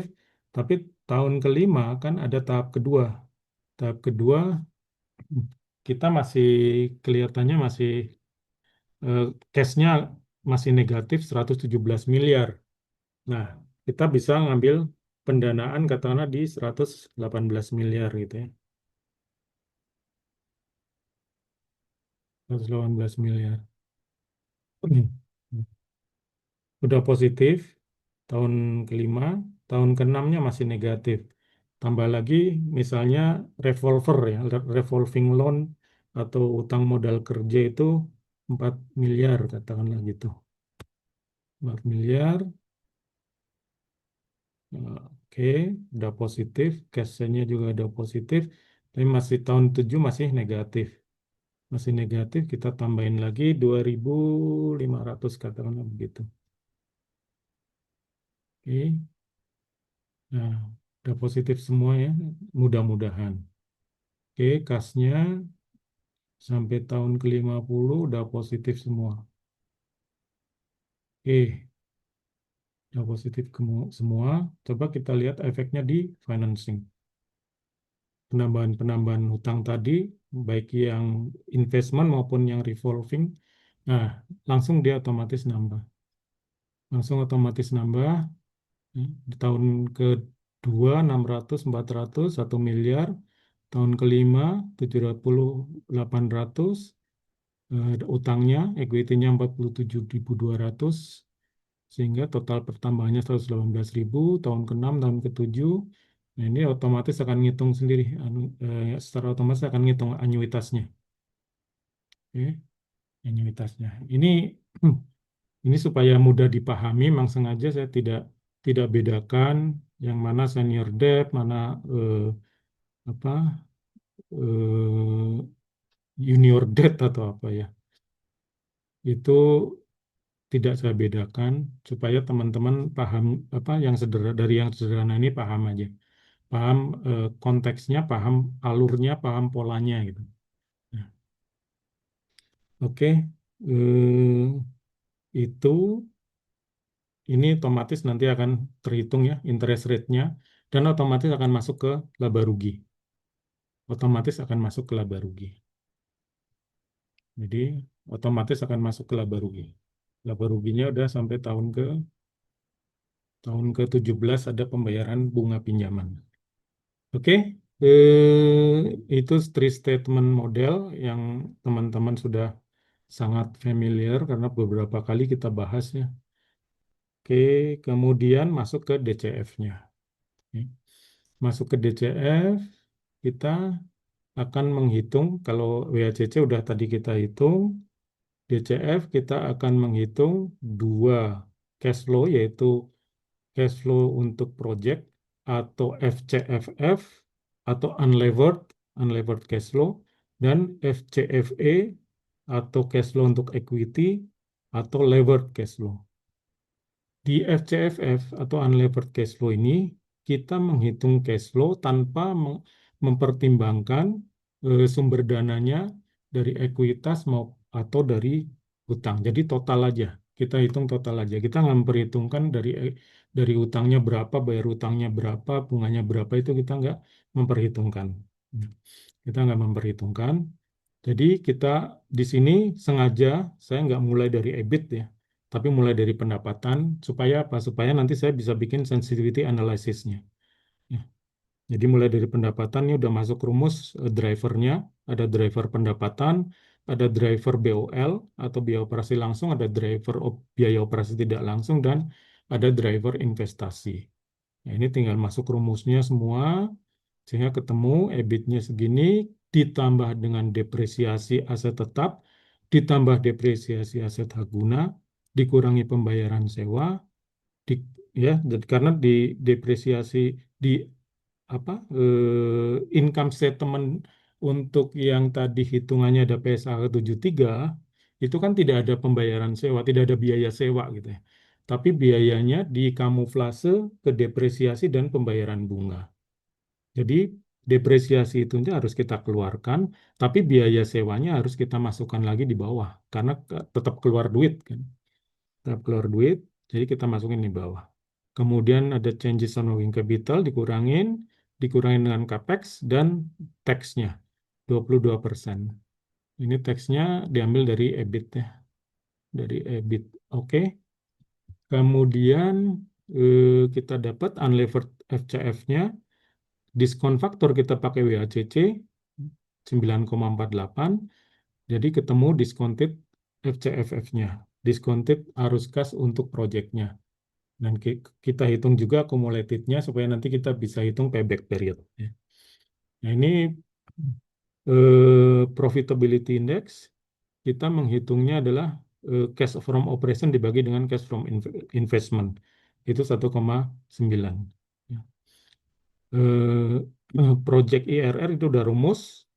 IRR dari K41 dari unlevered free cash flow sebelum didiskon ketemu project IRR-nya 14,02 karena lebih dari WACC maka visible ya. Project NPV-nya juga udah ketemu nih sebetulnya bisa tinggal dijumlahin dari eh, ini Excel-nya lambat ya. Tinggal dijumlahin dari sini discounted FCFF. Bisa dijumlahin dari sini sampai tahun ke-50. Sampai tahun ke-50.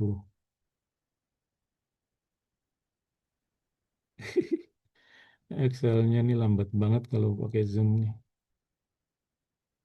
Oke,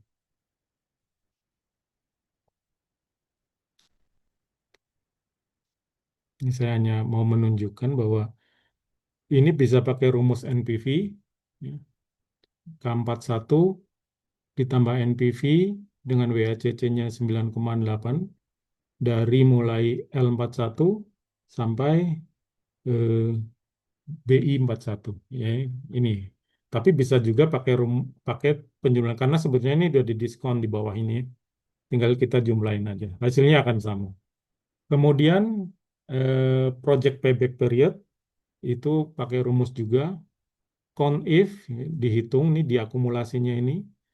Tolong dihitung eh, jumlah yang merah ini. Jumlah yang merah ini bahasa masa mudanya seperti itu ya. Tolong dihitung jumlah yang merah ini, tapi dikurangin dengan satu. Karena apa? Karena ini year nolnya eh, belum terhitung kan. Hitungnya jadi kalau kita ngitung 1 tahun kan dari year nol ke year satu itu baru satu, year satu ke year 2 baru dua gitu ya. Berarti kalau kita suruh dia ngitung yang merah ini, berarti harus dikurangin dengan year nol, dikurangin dengan satu. Hasilnya adalah 17 tahun. Oke. Kemudian untuk SCFE, di SCFE kita sudah memperhitungkan borrowing-nya ya, atau debt-nya, yaitu installment, penarikan pertama penarikan hutangnya dulu, kemudian installment-nya dan biaya bunganya. Jadi yang kita perhitungkan adalah sebetulnya FCFF tadi dikurangin dengan net borrowing gitu. Istilahnya kalau di orang keuangan tuh net borrowing. Net borrowing itu istilahnya ya nilai pinjaman ya, dikurangin dengan pembayaran prinsipalnya dikurangin dengan bunga. Itu adalah net borrowing.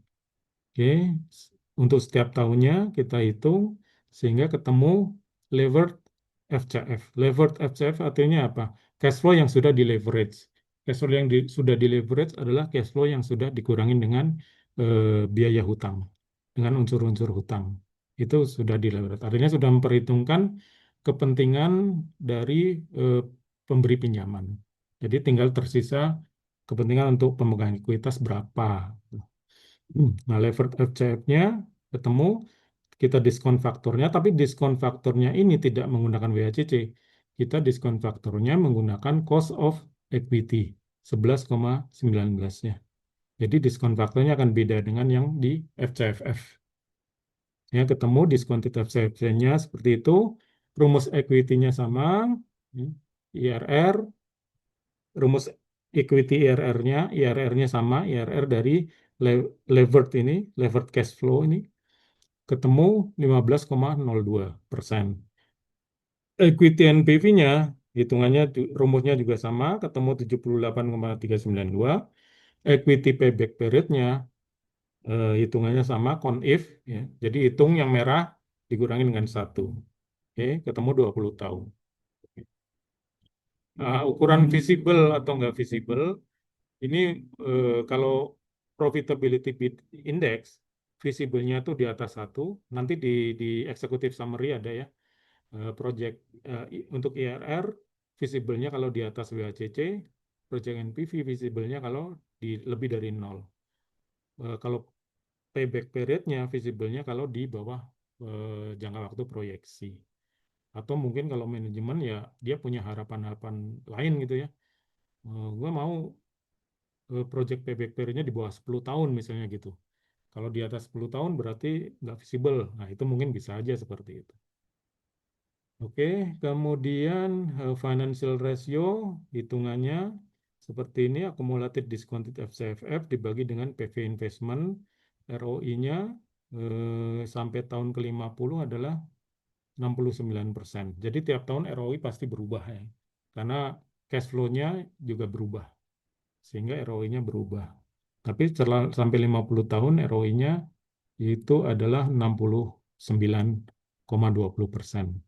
ROE-nya juga tiap tahunnya berubah karena present value dari cash flow for equity-nya itu berubah, present value dari equity-nya juga berubah karena ada penambahan equity di tahun-tahun setelah tahun nol gitu ya. Secara total sampai tahun ke-50 ROE-nya adalah 99,85%. DSCR-nya ini kita hitung dari EBITDA dikurangi tax dikurangi working capital. Kenapa harus dikurangin tax? Karena bagaimanapun namanya tax harus diutamakan ya. Kita bisa bisa nggak bisa bayar hutang itu tax harus bayar. Makanya taxnya dikurangkan dan working capital sebagai biaya operasional. Jadi dalam rumus ini kita kurangin EBITDA, dikurangin tax, dikurangin working capital, dibagi dengan loan repayment dan interest. Ya. Ini ini juga tinggal dibagi ya, EBITDA-nya yang tadi dibagi dengan loan repayment-nya. Ya, ketemu DSCR secara average sebetulnya ini juga nggak mencerminkan bankability ya. Kalau di bankability itu nanti hitungannya akan beda. Cuma saat ini kita ambil aja average-nya aja nggak apa-apa. Ya, average-nya 20,47%. Artinya secara average proyek ini masih bisa membiayai pinjaman gitu ya, secara average. Oke, kemudian ke sensitivity analysis. Ini bisa teman-teman bisa coba-coba ya. Ada sensitivity NPV terhadap BACC dan pendapatan, ada sensitivitas NPV terhadap BOL dan pendapatan dan seterusnya. Secara teknis bagaimana itu mudah karena ini udah semua udah di Excel semua. Yang penting teman-teman insight-nya ya. Insight dari semua itu mungkin bisa dilihat di bawah ini. Nah, jadi kalau di sensitivity NPV ini kita lihat yang paling berpengaruh terhadap NPV itu adalah pendapatannya. Di sini kelihatan sekali kalau pendapatan turun 10%, maka NPV-nya akan turun sebesar 83,432 ya. Sementara kalau NPV-nya naik, ini Excel-nya nih, ampun.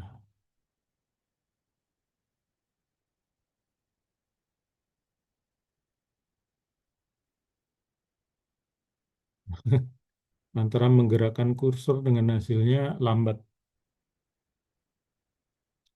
Dan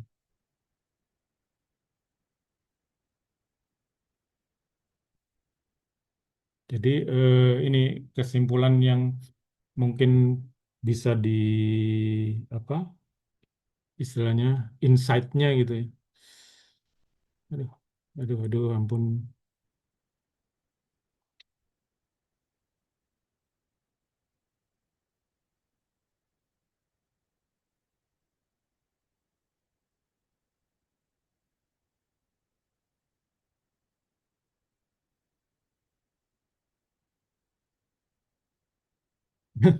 Misalnya nggak menggerakkan kursor. Aduh, ampun.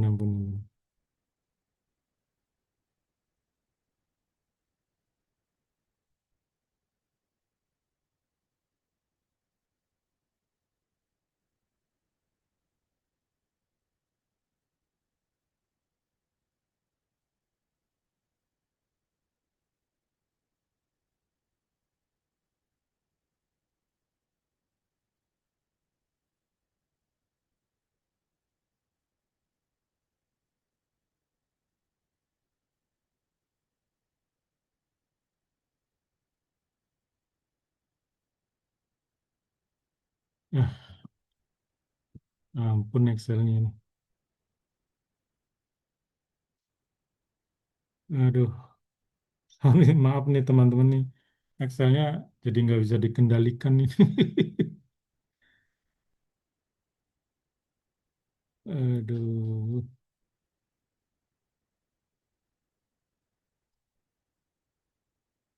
oke.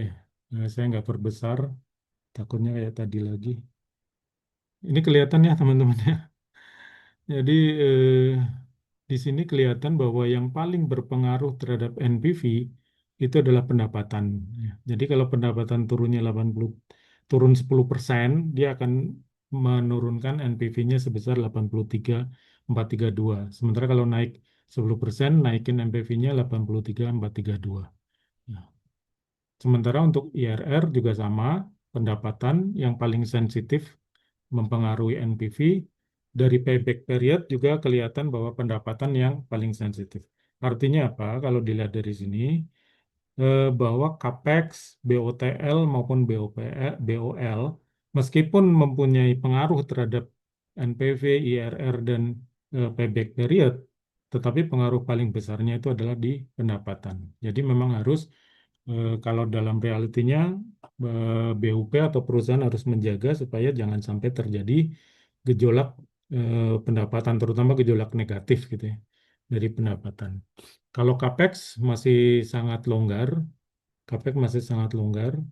Ya, CAPEX naik 10% pun penambahan ini, penambahan NPV-nya cuma 21.000. Sementara kalau pendapatan turun 10%, pengurangan NPV-nya 83.000. Jadi CAPEX masih, eh, dan ini bisa dilihat di sini misalnya kan, untuk CAPEX dan NPV di analisa sensitivitas yang pakai eh, apa angka-angkanya gitu. Nah, ini pendapatan kalau turun sampai 10% itu, kalau eh, kita pakai WACC yang sama, katakanlah oke kalau pakai WACC yang sama di sini ya. Kalau pakai WACC yang sama, turunnya dari 152 ke 69. Ini besar sekali pengaruhnya. Hmm. Itu kalau mau dilihat angkanya. Oke, kita lanjut dulu. Kemudian kalau ke executive summary, itu lebih ke arah summary dari analisa-analisa kita. Ada key financial metrics. Nah, ini yang saya jelaskan bahwa project NPV selama lebih besar dari nol maka favorable. Kalau lebih kurang dari nol, katakanlah -5 gitu ya, maka otomatis akan unfavorable. Ya, akan otomatis unfavorable. Oke. Kemudian project IR selama lebih besar dari WACC itu favorable. Project payback period, project payback period selama masih dalam tahun proyeksi, di bawah tahun proyeksi, itu favorable. Tapi seperti saya bilang, tergantung manajemennya. Kalau owner atau investornya maunya tahun tertentu, misalnya 10 tahun atau 20 tahun, ya bisa-bisa ini unfavorable. Nah, kemudian profitability index, kalau lebih besar dari satu, itu favorable. Equity NPV lebih besar dari nol, favorable. 15 equity IRR lebih besar dari cost equity, itu favorable. Equity payback period masih dalam tahun proyeksi, favorable. Kemudian ROI. ROI ini juga tergantung manajemen mau menetapkan berapa targetnya. Di sini saya taruh 20% ya ROI-nya. Berarti kalau lebih besar dari 20% adalah favorable. ROE ini juga target, saya target 15%. Kalau ROE-nya lebih dari 15% berarti favorable. DSCR selama lebih besar dari satu favorable. Oke. Kemudian ini hanya ringkasan dari investasi, ringkasan dari financial projection. Ini bisa kelihatan eh, gross marginnya berapa levelnya, kemudian net profitnya levelnya berapa. Itu bisa kelihatan di situ. Kemudian ada balance sheet juga kelihatan di sini. Business growth juga untuk menggambarkan perkembangan dari pendapatannya, terus perkembangan dari biaya dan perkembangan dari profitnya. Kelihatan. Kemudian di balance sheet menggambarkan bahwa yang biru ini adalah total aset, yang merah adalah total eh, liabilitas dan ekuitas, ya, biru merah sama komponennya ini. Ya, jadi ini kelihatan bahwa komponen current asset di tahun 50 itu sangat besar. Karena apa? Karena di situ memang tidak ada apa penggunaan kas. Jadi ini benar-benar sebenarnya besarnya karena kasnya itu. Kasnya itu belum dialirkan kemana-mana, belum ke dividen, belum mungkin juga belum untuk pengembangan aset-aset yang lain gitu ya. Nah, di cash flow ini kita kelihatan eh, yang merah ini adalah investing. Cuma di sini saya masih pakai PSAK tiga. Jadi seolah-olah di sini ada investasi untuk aset ya, aset Haguna. Ya, ini sebetulnya perhitungan aja. Kemudian ini juga melambangkan payback periodnya 17 tahun. Ya, 17 tahun, kelihatan di situ. Kemudian, nah, saya mau jelaskan mengenai yang ini. Jadi tadi kita kan PSAK tiga itu kita masukkan sebagai aset Haguna dan liabilitas sewa. Nah, sekarang saya pakai tanpa pakai PSAK tiga. Jadi ada biaya sewa. Di biaya operasi langsung ada biaya sewa. Tapi tidak ada depresiasi aset Haguna, tidak ada liabilitas aset Haguna. Hasilnya kayak apa? Hasilnya kalau kita lihat di sini, ini kita lihat bedanya gitu ya. Jadi dari sisi project NPV ini tidak terlalu jauh berbeda, 162478, 163 yang masih masih sama-sama favorable. Kemudian IRR-nya juga mendekati gitu ya, sama. Kemudian payback period-nya juga sama, 17 tahun. Profitability index juga mendekati sama, ya, 1,77 sama 1,76. DCF-nya untuk equity itu juga mirip ya. Ini 85,568, ini 86,558. IRR-nya juga hampir sama, 15,33. Ini 15,54. Equity payback period-nya juga sama, 20 tahun. Ya, ROI-nya juga hampir sama, ini 73,74. ROE-nya ya nggak terlalu jauh lah ya, 108 ini 99. Memang masih kelihatan ini ROE-nya lebih bagus di apa yang tadi pakai PSAK 73. Ya. Kemudian DSCR-nya 20,77, di sini 7,02. Nah, jadi kalau dari sisi key financial metrics untuk analisa DCF tidak terlalu banyak berbeda. Terus kenapa kita harus pakai PSAK tiga? Jadi ini sekedar cerita pengalaman ya teman-teman bahwa dalam proses konsesi itu biasanya ada aturan bahwa perusahaan harus sudah invest minimal 30% dari nilai investasi. Jadi di balance sheet itu kan kita mengajukan konsesi itu kan harus ada laporan keuangan juga gitu ya. Nah, laporan keuangan tahun awal itu, tahun pertama itu harus sudah menunjukkan minimal 30% dari nilai investasi.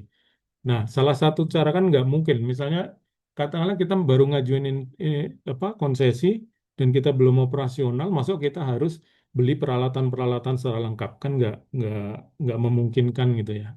Dari sisi visibility-nya juga kurang bagus. Kemudian dari sisi, terutama dari sisi pendanaan ya, dari pendanaannya juga kurang kurang visible gitu ya. Nah, bagaimana cara mengakalinya? Sebenarnya bukan mengakali, jadi kita memanfaatkan dari PSK tiga. Dengan PSK tiga, kita ada rate of use ya.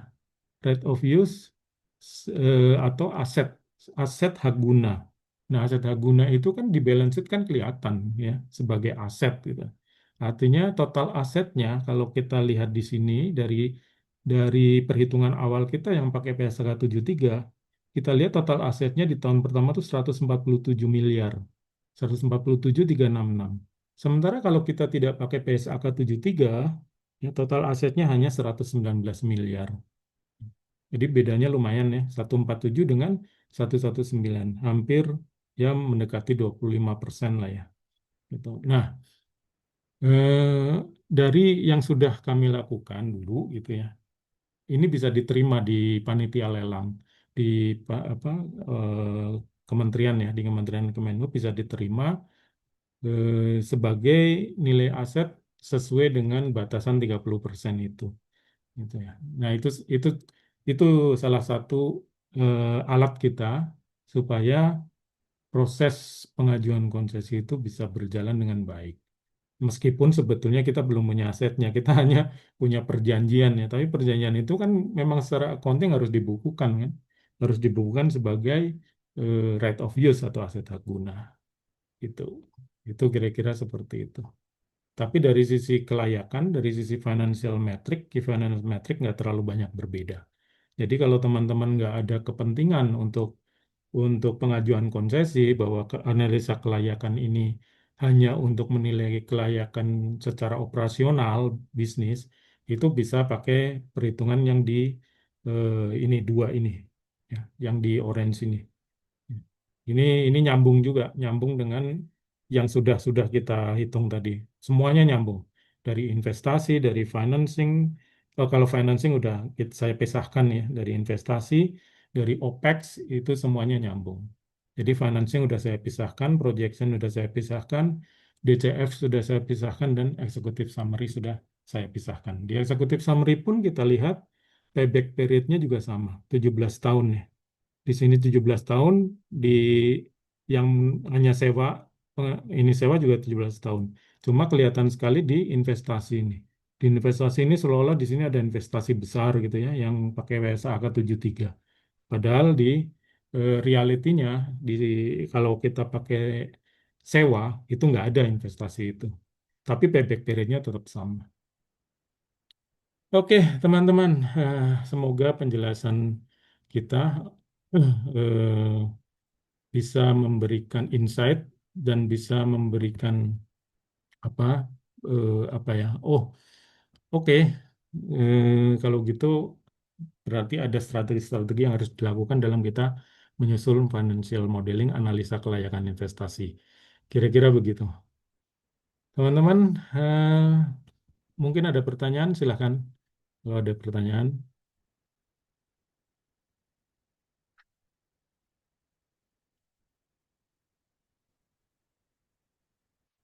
Pak Robi, ada pertanyaan Pak Robi,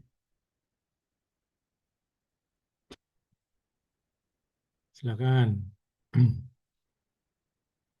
Pak Panji, ini template R2 nanti setelah ini saya share. Setelah ini saya share. Monggo silakan kalau ada pertanyaan atau sudah terlalu penuh.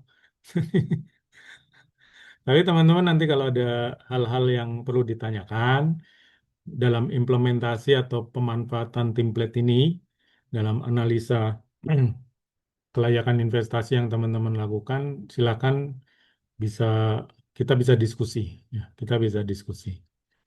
Jadi diskusinya nggak hanya terbatas di webinar ini, di Zoominar ini. Tapi kapan aja kalau ada pertanyaan silakan. Kita diskusikan sama-sama, kita sama-sama belajar. Jadi sekali lagi bahwa template yang saya susun itu bukan bukan merupakan harus begitu gitu enggak. Ya. Jadi template itu macam-macam. Orang bikin bikin template analisa analisa kelayakan investasi itu macam-macam templatenya. Cuma saya mencoba menyederhanakan agar bisa dipahami flow-nya.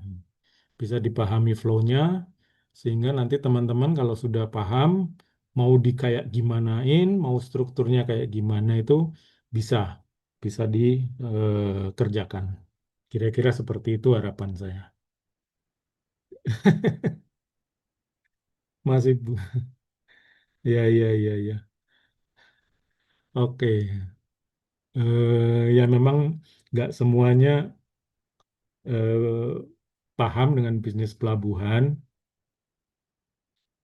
tapi saya harap ini bisa apa menjadi pandangan gitu ya. Oh, bukan bisnis pelabuhannya, tapi proses analisa kelayakannya itu. Jadi bukan bisnis pelabuhannya, tapi proses analisa kelayakannya. Makanya banyak banyak hal-hal yang saya sederhanakan, seperti misalnya tarif. Tarif itu sebetulnya ada hitungannya, ya, ada hitungannya pakai cost accounting gitu ya. Cuma saya pikir kalau saya masukkan nanti waktunya nggak akan cukup, karena itu perhitungannya sangat teknis gitu ya. Jadi saya pakai benchmark aja. Yang penting teman-teman paham banget lah, paham flow-nya, paham logiknya, sehingga nanti kalau ada apa pertanyaan mau dimanfaatkan template-nya itu bisa dilakukan. Sebetulnya template ini juga pengembangan aja dari template yang one page itu ya. Kalau teman-teman kemarin belajar analisa kelayakan dari itu one page template itu sebetulnya sama, polanya sama. Polanya sama, cuma di sini nih seolah-olah wah gitu kan detail banget. Ya memang lebih detail karena mau nggak mau kita harus menghitung biaya SDM, biaya bahan, biaya consumable ya, biaya maintenance itu harus detail. Gitu. Karena sebetulnya pola apa template ini saya duplikasi dari proyek real, ya. Dari proyek yang real. Cuma saya sederhanakan. Oke, teman-teman. Kalau nggak ada pertanyaan lagi, mungkin masih berusaha meraba-raba kata Pak ini ya, kata Pak Wahyudi. Nggak apa-apa, nanti kalau ada pertanyaan silakan kontak saya atau di grup juga bisa.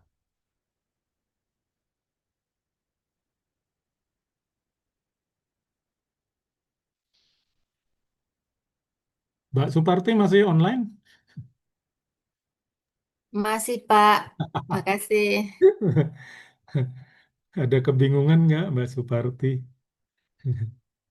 Hmm, nyimak dulu deh, Pak. Nanti saya bisa diskusi di grup. Oke, oke, oke, siap.